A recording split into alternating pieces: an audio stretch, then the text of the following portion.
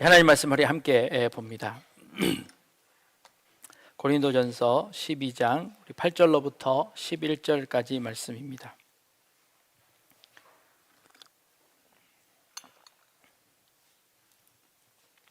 고린도전서 12장 8절로부터 12절까지 말씀입니다.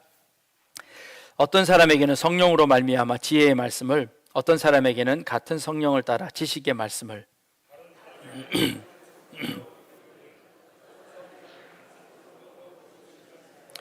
어떤 사람에게는 능력 행함을, 어떤 사람에게는 예언함을, 어떤 사람에게는 영들 분별함을, 다른 사람에게는 각종 방언 말함을, 어떤 사람에게는 방언들 통역함을 주시나니.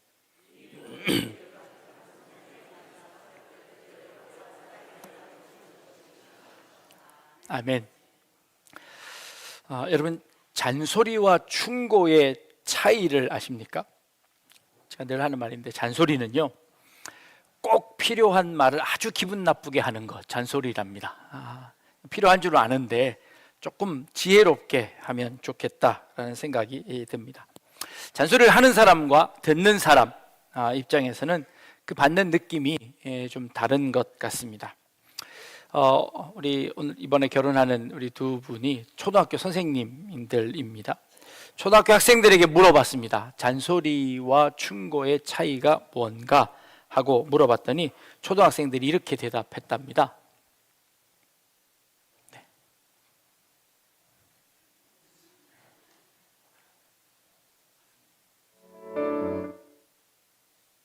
네, 실행을 해주십시오. 네, 눌러주시면. 네. 잔소리와 조언의 차이는 뭘까요? 두 분이 생각하시는. 잔소리는 왠지 모르게 기분 나쁜데 네. 충고는 더 기분 나빠요. 네, 초등학생들의 대답입니다. 잔소리는 왠지 나쁘게 기분 나쁜데 충고는 더 기분 나쁘다는 겁니다. 충고한답시고 자기 자랑하는 사람이 많기 때문인 것은 아닌가, 그렇게 생각합니다. 짧은 인생을 살았지만 지혜로운 그런 대답인 것 같습니다. 오늘 우리가 읽은 본문 말씀에 어떤 사람에게는 성령으로 말미암아 지혜의 말씀을, 어떤 사람에게는 같은 성령을 따라 지식의 말씀을 주셨다라고 말씀하십니다. 지혜와 지식의 차이를 아십니까? 지혜와 지식의 차이가 뭘까요? 잘 모를 때는 국어사전을 찾아보는 겁니다. 이제 국어사전을 찾아보면 지혜와 지식에 관해서 이렇게 설명합니다. 지식은 어떤 대상에 대하여 배우거나 실천을 통하여 알게 된 명확한 인식이나 이해. 지혜는 사물의 이치를 빨리 깨닫고 사물을 정확하게 처리하는 정신적 능력이라고 하면 더 어려워지죠. 사전은 늘 쉬운 말을 어렵게 설명하는 게 사전입니다. 그러면 이거를 좀 더 쉽게 설명한 유명한 사람의 말을 좀 한번 들어볼까요? 네, 그 다음 화면 보면 아인슈타인이 이렇게 이야기합니다. 지혜는 학교 교육의 산물이 아니라 그것을 얻으려는 평생 노력의 산물이다 라고 이야기합니다. 지식은 학교에서 배우는 정보, 지혜는 삶에서 배우는 능력이라고 우리에게 설명해 줍니다. 그래도 잘 안 와닿습니다. 이럴 때 또 쓸 수 있는 방법은 이겁니다. 그 단어의 반대말끼리를 서로 비교해 보는 겁니다. 자, 지식의 반대말은 뭘까요? 무식. 네, 답이 바로 나오십니다. 지식의 반대말은 무식입니다. 무식은 또 뭘까요? 아무것도 모르는 것 무식이라고 이야기할까요? 영어를 찾아보니까 이 무식이라는 단어는 ignorance라는 단어입니다. 이 ignore의 동사에서 파생되어진 단어인데 이 단어는 무시하다라는 단어입니다. 그러니까 무식이라는 것은 뭔가를 알려고 노력하지 않고 그냥 아는 것처럼, 그러니까 무시해버리는 거, 이거 무식입니다. 알려는 시도조차 하지 않는 것, 이거 무식이라는 겁니다. 지식은 뭘까요? 알아보려고 노력하는 태도를 의미하는 겁니다. 내가 뭘 많이 아는 것을 지식이라고 하지 않고, 지식은 내가 모르는 것에 대해서 내 마음이 열려서 그것을 받아들이려고 하는 태도를 의미하는 것입니다. 그게 지식이라는 말입니다. 지혜의 반대말은 뭘까요? 지혜롭다, 어리석다, 어리석음입니다. 판단력이나 분별력이 없는 상태를 말하는 겁니다. 어리석은 것은 들어도 그게 뭔지 모르는 사람입니다. 분별력이 없는 사람이 어리석은 것이다 이야기하는 겁니다. 자, 그러면 이걸 우리의 성경 말씀에 한번 비교해 보겠습니다. 지식이 없는 것은, 무식한 것은 하나님의 말씀을 하나님의 말씀으로 받으려고 하지 않는 것입니다. 하나님께서 우리에게 말씀하시는데 하시는 그 말씀을 내가 듣지 않으려고 하는 것입니다. 이게 무식입니다. 지식은 이것이 하나님께서 나에게 하신 말씀이라고 생각하고 그 말씀 앞에 아멘으로 화답하는 것, 이거 지식입니다. 지혜는요, 하나님께서 우리에게 말씀하신 그 지식의 말씀을 우리의 삶 가운데 적용해서 살아가는 겁니다. 순종하는 것입니다. 하나님이 말씀하신 그 말씀을 지식으로 받아서 그 말씀에 순종하며 삶을 살아내는 것, 지혜로운 삶이라고 우리에게 말씀하시는 겁니다. 지식이 없는 사람은 그것이 하나님의 말씀임에도 불구하고 내가 거절하는 겁니다. 무시하는 것입니다. 내가 그것을 듣지 않겠다고 내 귀를 닫는 것입니다. 우리 약대중앙교회에 속한 우리 성도님들은 모두 다 지혜로운, 그리고 지식이 있는 우리 성도님들 다 되실 수 있기를 주님의 이름으로 축복합니다. 그럼에도 불구하고 그 지식과 그 지혜라는 것이 우리의 마음처럼 쉽지 않다는 겁니다. 내가 하고 싶다고 되지 않는다는 겁니다. 내가 그것을 알고 싶어서 알려고 하는 것이 아니라 그 하나님의 말씀에 대해서 내가 가까이 가고 싶은 마음들이 생겨지는 겁니다. 그것이 어떻게 생겨지냐 하면 오늘 본문에 이렇게 설명하는 겁니다. 그것이 한 성령으로 우리에게 허락하신 것이다 라고 하는 겁니다. 성령께서 지식으로 그리고 지혜로 우리에게 하나님의 말씀을 전해주시는 겁니다. 그 하나님의 말씀이 전해질 때 우리에게 지식이 생겨서 그 말씀을 받아들이려고 하는 마음을 주셔서 그 말씀에 아멘으로 받아들이게 하시고, 그리고 그 말씀대로 살아내려고 하는 마음을 주셔서 용기를 주셔서 지혜를 주셔서 그것을 실행할 수 있도록 해주시는 것, 그것도 성령께서 우리에게 주시는 것이다 라고 말씀하시는 것이, 그런 차원에서 지식과 지혜는 하나님의 선물이고 그 선물은 은사라고 오늘 성경은 우리에게 말씀하시는 것입니다. 우리 모두에게 이 하나님이 주시는 지혜와 지식의 은사의 선물이 충만히 함께 임하실 수 있기를 주님의 이름으로 축복합니다. 우리나라의 최저임금 9,620원입니다. 그래서 주 40시간 잔업을 좀 하고 이렇게 하면 약 한 201만 580원 정도가 이제 최저임금이라고 합니다.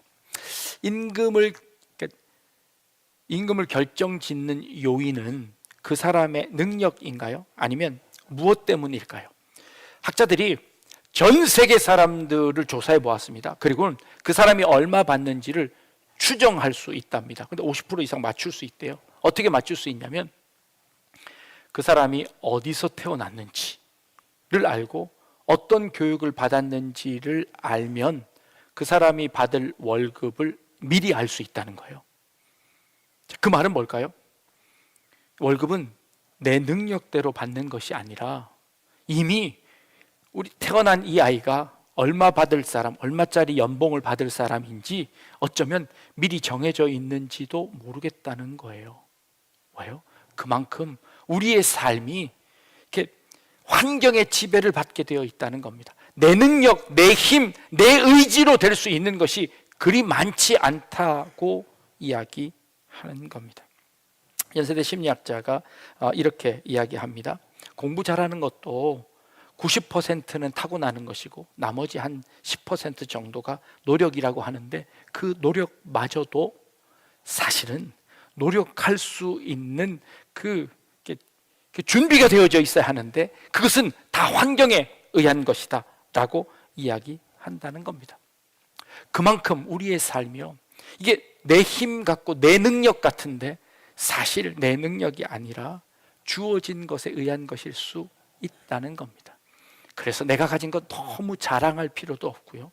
때로는 내가 못 가진 것에 대해서 너무 자책할 필요도 없다고 권면하고 있습니다. 심지어 강남에 있는 한 전문의가 이렇게 이야기합니다. 강남에 사는 분들은요, 암이 걸려서 오시면 대부분 1기에 오신대요. 근데 저 지방에 사시는 분들은요, 암에 걸려서 오시면 거의 다 말기에 오신대요. 그래서 똑같이 암에 걸린대. 부자나 가난한 사람이 다 암에 걸린대. 그런데 일찍 발견해서 일찍 치료할 수 있게 된대요. 이게 빈부의 차이라는 거예요. 이게 그렇다면 이것이 과연 우리의 능력일까요? 아닐 수 있다는 것을 우리에게 이야기하는 겁니다. 우리에게 주어진 것이요, 이게 내 힘, 내가 지혜를 가지고 내가 지식이 있다라고 생각하는 것도 때로는 그것이 내 것이 아닐 때가 훨씬 더 많습니다. 그래서 우리는 우리에게 주어진 것을 볼 때 우리는 감사할 수밖에 없습니다. 그것이 내 힘으로 얻은 것이 아니라 하나님의 은혜로 말미암아 된 것이다 라고 감사하는 것이지요. 그리고 그 감사하는 내용은 어떻게 표현되어야 할까요? 그것을 갖지 못한 사람들 앞에 내가 어줍지 않게 충고하는 것이 아니라 오히려 그들과 함께하고 내 것을 나누는 것으로 함께할 때 그것이야말로 참된 지혜이고 참된 지식이라고 말씀하시는 것입니다. 그것이 은사이고 그것이 선물이라고 우리에게 말하는 겁니다. 자, 여러분, 이런 속담이 있습니다. 아는 게 힘이다 라는 속담이 있습니다.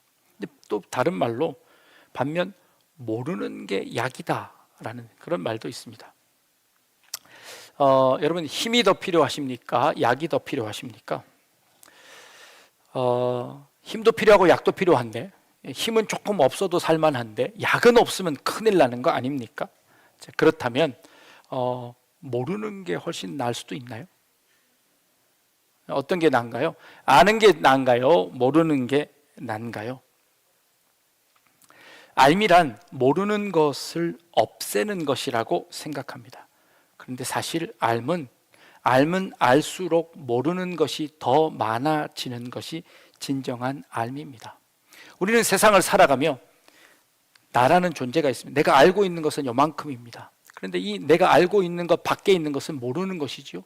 내 알미 맞닿고 있는 것은 모름입니다. 모르는 것입니다. 내가 알미 점점 커지면요, 내가 모르는 부분과 더 많이 맞닿게 되어 있습니다. 그럼 모르는 게 훨씬 더 많아지는 것이지요. 우리의 암과 우리의 모름이 우리의 지식과 우리의 지혜가, 아는 것은 지식입니다. 그러나 모르는 것을 아는 것은 지혜입니다. 하나님께서 우리에게 지식과 지혜를 한 성령으로 주셨습니다. 우리를 알게 하셨고, 그리고 모르는 것도 있음을 알게 하시는 것, 그것 한 성령 안에 주셨다는 것입니다. 분석하는 것, 그것은 알미입니다. 그러나 우리가 모르는 것, 신뢰하는 것은 모름입니다. 아는 것은 이해하는 것입니다. 그러나 모르는 것은 믿는 겁니다. 우리는 하나님을 잘 모릅니다. 그래서 그 하나님을 신뢰합니다. 그 신뢰하는 하나님은 모르지만 우리가 믿고 나아갑니다. 지혜입니다. 우리의 신뢰, 우리의 암과 우리의 모름, 우리의 지식과 우리의 지혜, 이 모든 것은 하나님께서 우리에게 주시는 것입니다. 확신하는 것은, 확신은 아는 것을 확인하는 겁니다. 그러나 결단은 모르는 채 행동하는 것입니다. 우리의 믿음은요, 알지 못하지만 그러나 하나님께서 우리와 함께 하신다는 그 지식 하에, 그 지식으로 우리는 지혜롭게 믿음으로 하나님을 선택하며 그 하나님을 향하여 믿음의 결단을 하고 신뢰하며 믿음의 발걸음을 내딛습니다. 우리의 모름은요, 암보다 훨씬 더 힘이 있을 때가 있습니다. 우리의 아는 것은요, 믿음이 우리의 아는 것보다 믿음이 더 강할 때가 있습니다. 그 믿음은 모름입니다. 그러나 그 모름은 그 알을 근거로 하여 그 더 크신 하나님을 신뢰함으로 믿음으로 나아가는 것, 그거 우리에게 믿음이라고, 지혜라고 우리에게 말씀하시는 겁니다. 아이들 키워보면요, 아이들이 이제 자라나서 말을 하기 시작하고 엄마에게 질문합니다. 엄마, 이게 뭐야? 이게 뭐야? 컵이야? 볼펜이야? 책이야? 첫 번째 아이들의 질문은 명사로 대답할 수 있습니다. 명사로 대답하는 것은 그래도 쉽습니다. 근데 아이가 조금 크면요, 이게 아이의 질문이 고차원적으로 변합니다. 왜? 라는 질문을 하기 시작합니다. 그러면 이제 엄마들이 난감해지는 거죠. 어디 가서 대중교통을 타고 가는데 아이가 이제 왜? 라는 질문을 하기 시작하면 이제 엄마가 빈궁해지는 겁니다. 몇 번 대답하다가 그 다음에는 꼴밤을 쥐어받고 그런 걸 뭘 물어봐 하고 엄마의 무식함이 토로 되어지는 그 순간입니다. 아이들이 왜 그렇게 질문을 할까요? 우리의 인생에서 우리의 모름을 향해 왜 그럴까 하는 질문을 하게 되어지지요. 그러나 철이 들어갈수록 그 모르는 것들을 덮어두려고 합니다. 온 가족이 함께 나들이를 갑니다. 아빠가 차를 타고 가는데 한 아들이 아빠에게 질문합니다. 아빠, 자동차 바퀴는 어떻게 돌아가? 하는 질문을 한 겁니다. 이 아이가 드디어 이런 기계에 관심을 가졌구나 생각을 하고 아빠의 머릿속에 이렇게 오만 생각이 듭니다. 자동차 바퀴는 자동차 엔진 속에 있는 피스톤에 연료가 주입되고 그 연료를 압축해서 그 압축된 연료를 폭발시키면 그 폭발로 인하여 피스톤이 왕복 운동을 하게 되고 그 왕복 운동의 힘이 크랭크에 전달돼서 그 크랭크가 이 직선 운동을 원형 운동으로 바꿔서 바퀴를 돌아가게 하는 이 메커니즘을 설명해 주고 싶은 거예요. 도대체 이 아이가 이걸 이해할 수 없겠다는 생각이 들자 이 아빠는 그 질문을 엄마에게 토스합니다. 엄마한테 물어봐. 이제 엄마한테 물어봅니다. 엄마, 바퀴는 어떻게 돌아가? 그러자 엄마는 이렇게 대답하지요. 빙글빙글 대답합니다. 그랬더니 아이가 그렇구나 하고 대답했답니다. 우린 가끔 인생에 이런 질문을 합니다. 왜 우리에게 이런 어려움이 생길까요? 왜 우리 인생에 이런 일이, 왜 나에게만 이런 일들이 생길까요? 우리는 인생에 그런 질문을 합니다. 여러분, 어떤 대답을 원하십니까? 피스톤의 왕복 운동서부터 시작해서 우리 인생에 거슬러 올라가서 우리 인생에 왜 이런 일이 생겼는지를 하나님께서 여러분들에게 자세하게 설명해 주시면 여러분은 그 설명을 듣고 이해하실 수 있습니까? 없습니다. 그럴 때 이렇게 대답하는 겁니다. 인생은 원래 그런 거야. 인생은 그렇게 아픔이 있는 거야. 다들 그렇게 살아가는 거야 라는 대답을 합니다. 그러면 그 대답 앞에 우리는 그렇구나 하고 고개를 끄덕입니다. 이게 지혜입니다. 이게 인생을 살아가는 그 지혜라고 말씀하시는 겁니다. 근데 이 지혜를요, 하나님께서 한 성령으로 우리에게 주셨습니다. 그 지식도 한 성령으로 우리에게 주셨습니다. 인생을 살아가면서 조금 잘난 사람들 있습니다. 조금 많이 가진 사람들 있습니다. 그거 자랑할 것도 없습니다. 그리고 그거 주눅들 필요도 없습니다. 우리의 인생은 하나님께서 우리에게 선물로 주셨습니다. 그걸 은사라고 이야기하는 겁니다. 그 은사는 나만을 위해서 주시는 것이 아니라 그것을 공동체를 위해 주시는 것입니다. 이 고린도 교회 안에 너희 안에 한 성령으로 어떤 사람에게는 지식을, 한 성령으로 어떤 사람에게는 지혜를 주셨습니다. 한 성령으로 어떤 사람에게는 영분별함을, 방언을 주셨습니다. 그런데 그것 가지고 싸웁니다. 내가 더 잘났다, 내가 더 잘났다 싸웁니다. 아니요, 그것은 참된 지혜가 아니라고 우리에게 말씀하시는 겁니다. 우리에게 주신 그 은사는 그 공동체 안에서, 그 교회 안에서 서로를 위하여 주셨습니다. 그 한 성령이, 그 교회를 세우신 그 성령께서 그 교회 안에 있는 모든 구성원들에게, 그 한 사람 한 사람들에게 하나님께서 그것을 선물로 나누어 주셨습니다. 때로는 이해할 수 없습니다. 왜 저 사람에게만? 왜 나에게만? 그러나 그 모든 것들이 합하여 하나님의 선을 이루어 내실 겁니다. 그 모든 것들이 합하여 하나님의 교회를 아름답게 세워 나가실 줄로 믿습니다. 이것이 한 성령으로 그 교회에 부어주신 참된 지식과 지혜입니다. 여러분들의 인생 가운데서 하나님이 어떤 분이신지 하나님께서 우리에게 지식을 주셨습니다. 그 하나님은 천지를 만드신 하나님이시고 우리의 인생을 책임지시는 분이시고 그 우리 한 사람 한 사람을 사랑하시는 분이라는 지식을 가지고 있습니다. 그러나 그분이 우리를 어떻게 사랑하실지는 우리는 알 수 없습니다. 그렇기에 우리는 지혜를 가지고 그 하나님을 향한 신뢰와 믿음으로 결단하고 그 하나님을 향하여 한 걸음씩 나아가기로 다짐하는 것, 그거 지혜입니다. 그 모름을 향하여 한 걸음씩 나아갈 수 있는 그런 우리 성도님들 다 되실 수 있기를 주님의 이름으로 축복합니다. 기도하겠습니다.